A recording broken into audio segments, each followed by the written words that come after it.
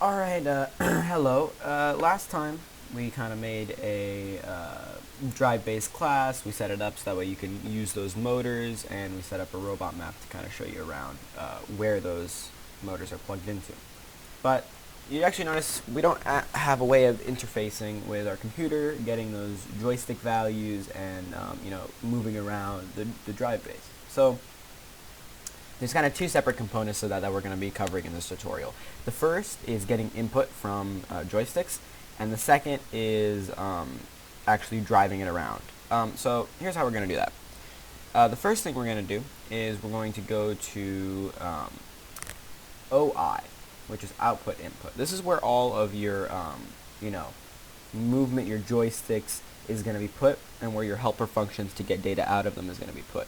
So generally, the way you make a joystick is, you do a public final is generally like best practice, but the main object here is joysticks. That's the object name, and we'll call this one left joy.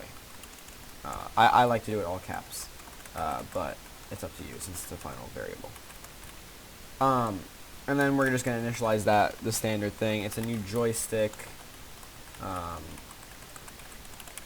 And how are we going to get this mapping? You might have already guessed it. We're going to go to robot map. Oops.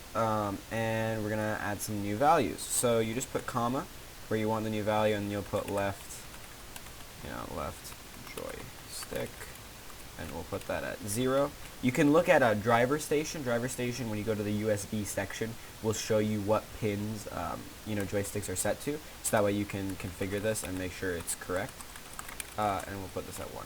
So also another note about robot map, generally we want to separate these values by using comments, like we'll put control mappings, and then we'll put this as motor mappings, or even more specifically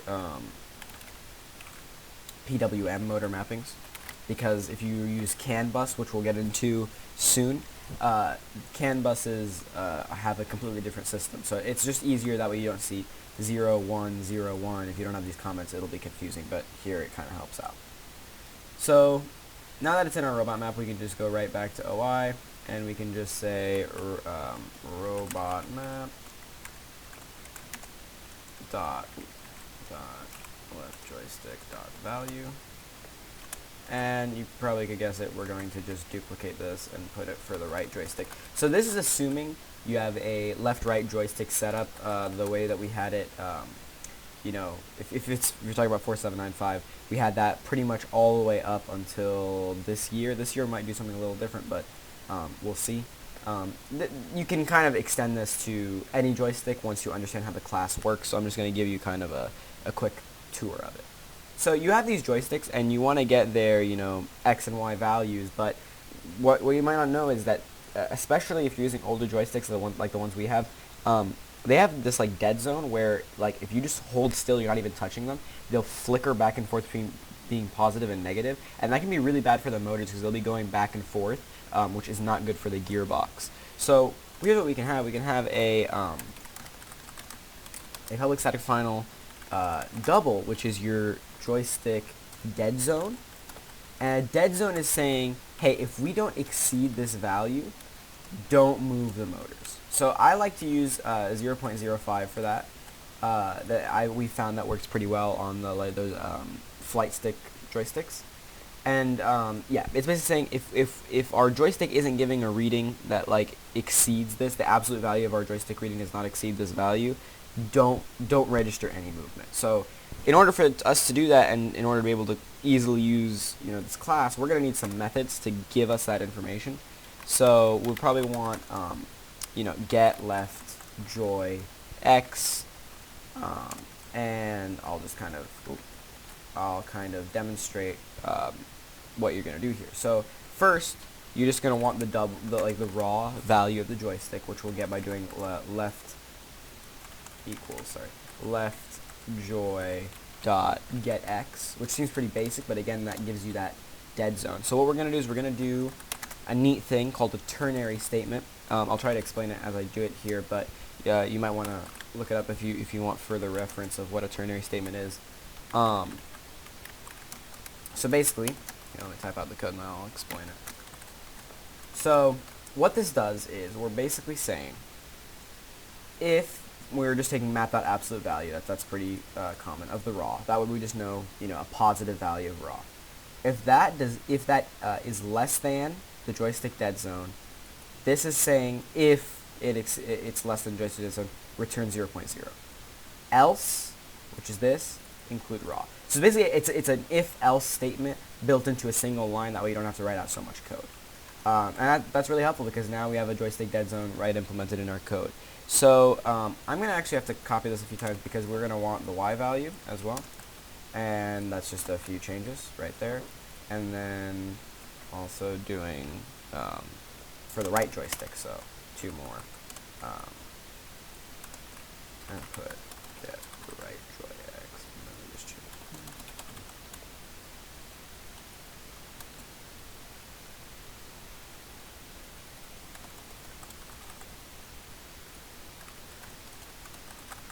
And obviously, if you're using a different control setup, you can have different dead zones for different joysticks. But for right now, this works out for us. I'm trying to see if there's any other important things. Also, for OI, I would have an initializer class, which is not going to have anything in it right now. Or sorry, a constructor is what I meant. It's not going to have anything right now, but when we get into button presses and sending commands off button presses, it'll be very helpful. So I would just write that in. Okay, so now we have a method of getting input from our joysticks. So what are we going to do with that input? We're going to make a new class, the way we have been, and we're going to call it tank drive. And this is going to be under commands, robot.commands. Now, tank drive is going to be command. So we're going to hit browse for superclass. And hopefully you should have known about object inheritance before you started these tutorials, but basically this will give us all the features of a command. By hitting browse, type in command, you'll get it. Inherit from abstract methods. We're going to call it tank drive, and let's create that up. So there's a couple of things that have to be put into a proper command. So I'm gonna write those out because here's what we're gonna need. We're gonna need a constructor. Public tank drive, and I'll fill these out in a second. We're gonna need protected void initialize, and if you don't know about inheritance, you should really look that up because basically these methods are inherited from the superclass, which means that we're defining what they do, but they're being called by the scheduler. So I'll kind of explain that. It'll kind of make more sense as we add more. So we're gonna add execute, protected void execute. We're gonna add. Oh, let me reformat this real quick. And we're gonna have isFinish is already put in there for us, and then interrupted we don't actually need, but I'm just gonna put it in here just so you know that it can be in here. So, and then I'll explain what these do. So these are all called at different times. Tank drive is called when the Java when you initialize tank drive. Initialize happens when you actually run the command. So it's like the first time the command is run, things will happen in initialize, and it'll happen once. Which is different than this because this is when the object is created. This is when the command is run first. It'll happen once. Execute is run periodically as the command runs. And isFinish is just like it's figuring out if it's finished. And then interrupted is if there's another command that requires the same subsystems that this command is acting on, it'll be interrupted. This is doing end is default behavior, so you actually don't need this. But right now, this is just saying if we're interrupted, stop the command. This is all default. This is default behavior. You don't actually need to put it in here, but it's helpful if you do want to override it and put your own interrupted on it. So there's a couple things we're going to need to do. We're going to need to tell this command what subsystems we want to use, and then we're going to need to either input in the initialize, execute commands what we want it to actually do over time. So in order to tell it, well, for this class, we're going to want a drive base. That's what we're going to require. So there's a really nice function built in when you inherit command called requires, and you put in your subsystem, which is going to be robot dot drive. Oh, you gotta import robot. And do not, this is actually very common. Don't import from java.awt. Do not do that. Import from org.usfirst.frc. That way you'll get the right one, and then you can type in drive.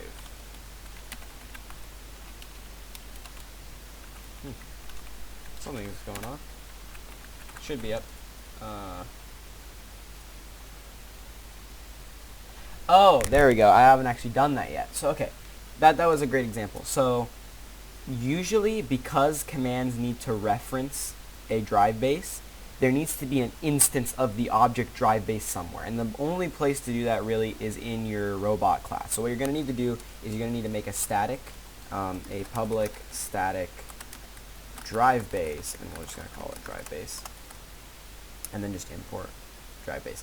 Now, any command, or even subsystem, but mainly commands, can access drive base. Now, I believe you do want to initialize that in here. You want to say, you want to say drive base equals new drive base, and it doesn't actually take any parameters, but that just initializes it as a new object. So, yeah. So there we go. We've now got a drive base set up. And yeah, so now what do we want this command to do? Well, this is pretty intuitive. What we're going to want to do is we're going to say we have access to drive base now. We know that it wants drive base. So, well, we made a, well, let's look at drive base. We want this robot to drive forward based on our joystick commands, and we have made this lovely function set raw, which takes in a left value and a right value. So it's pretty much perfect. It's ready to go. All we have to do is say robot.drivetrain, drive base, sorry, dot set raw, which is that function that we just wrote.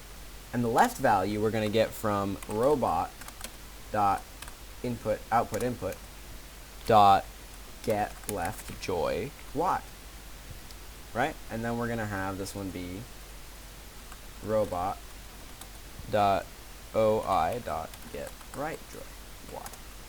That way when you push the joystick forward and backwards, you're going to put that and put it into set raw, and this is executing periodically, so it'll keep updating the joystick values. Push it in, and there you go. This will drive your robot. You now have code that drives a PWM-driven robot. Not that hard.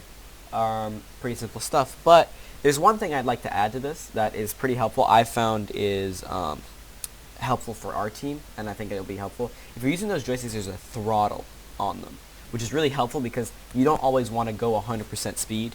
You want to be able to, you know, go a little bit less and be able to control that as a driver. So what we can do is we can go into our OI class, and we're going to add one more thing, which is, sorry, we're not going to add anything in OI. Sorry. We're going to go into tank drive, and we're going to say double throttle equals robot dot, well, you'd think you do, so robot dot left joy. So we're going to put it on the left joystick, and we're just going to get the throttle, which is a function within the joystick. So this is an object joystick which we initialized here, and one of the functions of this object is get throttle. Now you might be thinking, well, there you go. Now all you have to do is multiply this by your throttle, and you're good to go. And while you'd be close, that is not actually right, because this is not actually a multiplier yet. This is just a direct value of what the joystick is getting. So we're going to have to convert it using, you know, maths, quick maths, in order to turn it into a value you can actually multiply across. So how are we going to do that? This is code passed down through generations. What you're going to do is you're going to subtract the throttle value from 1. And then after you do that, you're going to divide by -2, which kind of just turns it into something you can multiply the left joystick axis. I'm sure some of you can figure this out. I'm not entirely sure what this does, but it definitely converts it into something where it's a ratio now. So, for example, when you have it all the way up, it'll be 1. The value will be 1. You multiply this by 1, it's the same value. Turn it halfway, it'll be 0.5. You multiply by 0.5, it's going to get you, you know, half of whatever your maximum is. And there you have it. Now you have a fully functioning robot.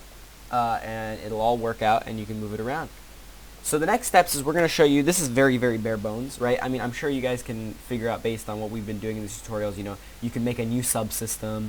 Let's say you have like an arm on your robot, and you can, you know, put some more motor controllers, get some set raws, get some more joystick mappings, and make a new command, and perfect. But it's going to take a little bit more work to do there's a lot more complex things you can do on robots, like PID tuning or you know, gyroscope values, things like that. So we'll get into that next tutorial, but there's actually something I'm missing, something important that I'm missing that I'm glad I didn't miss. This command is never run by the robot. It's never being run. How are we going to tell the robot to run the command? We're going to go to drive base and initialize default command. Now, this function kind of lets it know, like, if we have a drive base, just start with this command. Right now it's empty, so there isn't going to be anything in there. But what we can do is we can actually you know, fill in our own method here. So how are we going to do that? We're going to do, this is a very simple function, set default command, and then we're going to do new tank drive. And we're going to have to import tank drive.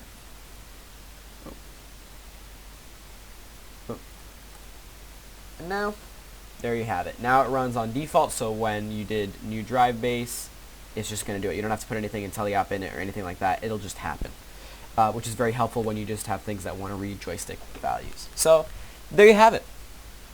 Now your robot works. So yeah, in the later tutorials, we'll be getting into some more advanced stuff. I'm going to go over how to use CAN bus motor controllers, because right now these are PWM motor controllers, which are good.